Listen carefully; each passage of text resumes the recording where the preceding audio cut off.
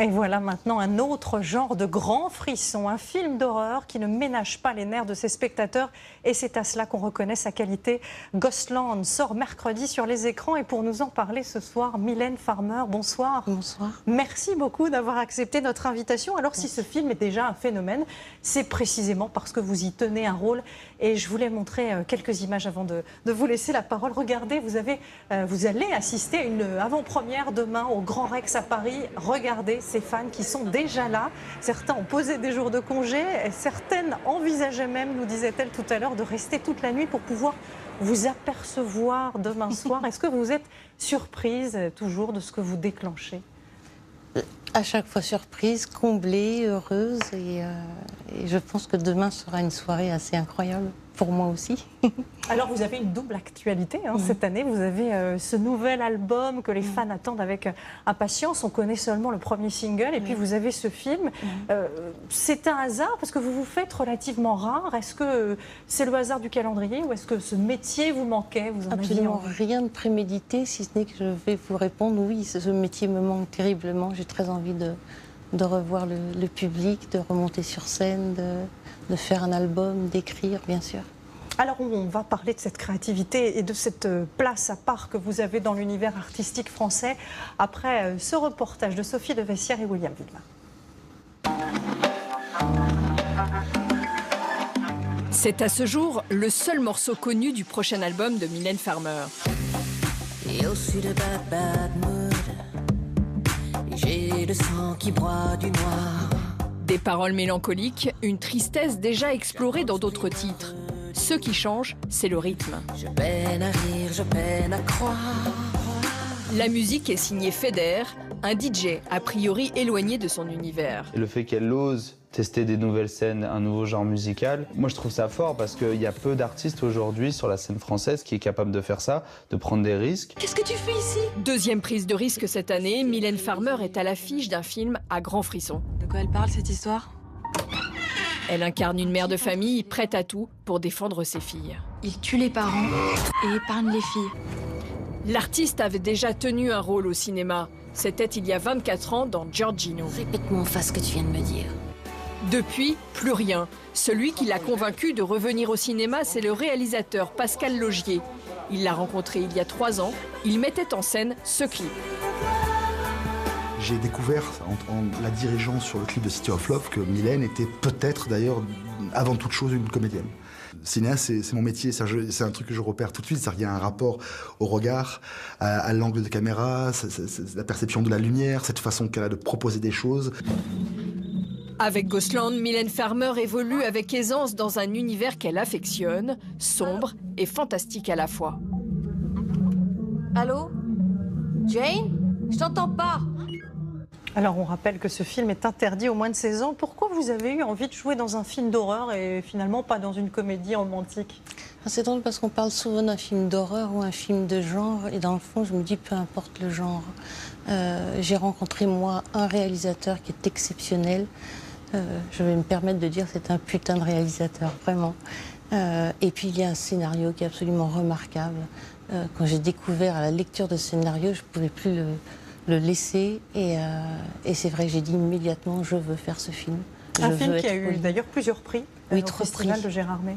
Et le prix du public, ce qui est assez fondamental et essentiel. Vous dites que ces films d'horreur vont chercher les peurs les plus intimes des spectateurs et que c'est ça aussi qui vous intéresse. Écoutez, moi, depuis que je suis enfant, si je puis dire, en tout cas depuis que j'ai découvert la lecture, j'ai toujours adoré les contes cruels. Et jusqu'à ce jour, je continue de découvrir ces contes. Je crois qu'on a tous en nous, j'allais dire presque une envie de se faire peur, oui. Mais ce film, avant tout, est un film, je crois, enfin, je pense, intelligent. C'est un film qui a un fond, qui a une forme certes, mais qui a surtout un fond, un propos qui est oui, intelligent et remarquablement filmé. Et voilà, c'est un très bon réalisateur. Je suis vraiment très fière d'avoir fait ce film. Alors c'est votre deuxième film seulement, et pourtant vous avez fait le cours Florent quand vous étiez plus jeune. Oui. Pourquoi vous n'avez finalement pas choisi le cinéma ? Ça, c'est le hasard de la vie, ou j'allais dire peut-être le destin. Et j'ai rencontré Laurent Boutonnat à cette époque, quand je suis sortie du cours Florent.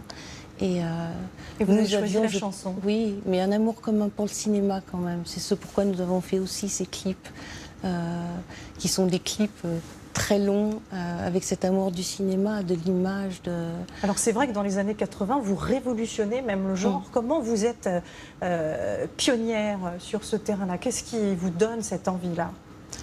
Là encore, je vais me répéter, c'est l'amour du cinéma. Et puis Laurent lui-même, Boutonnat, a réalisé un premier long métrage qui était, je crois, il l'a réalisé à l'âge de 16 ans. Et voilà, il vous a embarqué dans sa créativité. Il m'a embarqué dans cette première histoire d'un film que j'avais beaucoup aimé, qui n'a pas rencontré son public, mais néanmoins c'est un film que j'ai beaucoup apprécié. Alors on parlait de vos clips, mais vous êtes aussi créé un personnage, presque un personnage de film que vous incarnez sur scène et qui est loin, très loin de ce que vous êtes dans la vie. Je ne pense pas, j'ai l'impression moi d'être moi-même. Maintenant il y a les artifices, effectivement quand on est sur scène il y a du maquillage, éventuellement une coiffure extravagante ou non, et puis il y a une mise en scène. Mais dans le fond c'est toujours moi qui suis là. C'est vrai que la grande surprise pour les fans dans ce film d'ailleurs, c'est qu'on vous voit presque comme Madame tout le monde, si je puis dire, sans farce, sans artifice. Vous êtes une mère de famille. Est-ce que ça aussi c'était une nouveauté pour vous? Là, c'est parce que je joue la mère de famille, je suis la Pauline du film, je suis celle qu'a imaginé Pascal Laugier. Et c'est une mère qui est célibataire, qui a 2 adolescentes, un peu décalées. Et c'est une mère, oui, qui a très peu de maquillage, qui est une femme de la vie de tous les jours. Vous avez eu besoin ou l'impression de vous mettre à nu, plus à nu que dans vos spectacles? C'est-à-dire que je maîtrise moins les choses, si je puis dire. Mais c'est assez aussi intéressant que de se livrer. Moi, je suis partie dans cette aventure parce que c'était le désir avant tout d'un metteur en scène. Alors, il paraît que c'est vous qui êtes allé le chercher, ce réalisateur. Vous lui avez écrit, et dites-moi si je me trompe, un petit SMS. Tu n'aurais pas un petit rôle de folle pour moi?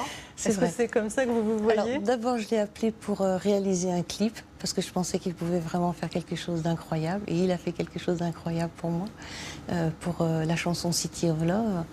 Et puis, bien plus tard, dans un moment peut-être je ne sais pas où, d'abandon ou de détresse ou de je ne sais quoi, de grand vide. Et il me parlait souvent de son projet. J'avoue que j'étais très attirée par son histoire déjà.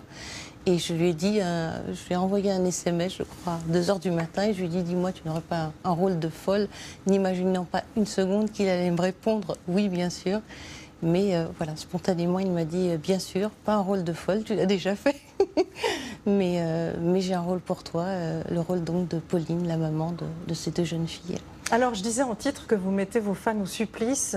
Vous avez diffusé un premier single d'un futur album. Est-ce que vous pouvez nous dire la date de sortie de cet album? Je n'ai pas la date de sortie de cet album, mais ce sera pour l'automne en tout cas. Je suis en train de travailler toujours sur cet album. Il y aura un 2e extrait, l'album. Alors, un album qui ne vous ressemble pas ou qui ne ressemble pas à ce que vous faites d'habitude, très électro, avec une voix beaucoup plus grave. Là aussi, vous aviez envie de vous mettre en danger quelque part? Mais là encore, c'est une rencontre avec justement ce compositeur et DJ Feder, qui est un amour d'homme et qui a beaucoup de talent. C'est quelqu'un qui a un univers, je trouve, qui est assez dark et sexy. Donc c'est quelque chose, j'espère, qui me ressemble. Je voulais vous soumettre aussi une réflexion, une phrase, très jolie phrase qu'a eue pour vous Johnny Hallyday. Un jour, il a dit que vous étiez son équivalent féminin, puisque vous êtes la seule chanteuse française à avoir rempli un Stade de France. D'abord, qu'est-ce que vous en pensez et comment vous expliquez l'ampleur de la communauté des fans que vous partagez avec lui d'ailleurs? Alors moi, je n'explique pas pour moi-même. Je suis toujours étonnée. C'est incroyable, j'ai une vie incroyable, je l'avoue, j'ai beaucoup de chance d'avoir ce public parce qu'avant tout, ce sont certes des fans, mais c'est un public. Et quant à Johnny Hallyday, c'est très flatteur pour moi, peut-être trop flatteur d'ailleurs, mais je crois que nous avons en tout cas en commun l'envie de faire des spectacles qui puissent émerveiller, créer une émotion très très forte, ne pas laisser indifférent. En tout cas, Ghostland, lui, ne laisse pas indifférent. Un film qui sort mercredi sur les écrans. Merci infiniment de nous avoir accordé cette interview, Mylène Merci Farmer. à vous. Et j'aime vraiment, vraiment ce film. J'espère que Il rencontrera un grand succès. Voilà, merci. C'est la fin de ce journal. Demain, vous retrouvez Jean-Pierre Pernaut à 13h, Gilles Boulot à 20h. Gilles qui vous présentera ensuite le premier numéro de 20h le Mag, un nouveau regard plus magazine sur l'information. Voilà, je vous souhaite une très belle semaine et je vous laisse avec Rendez-vous Sport à vendredi.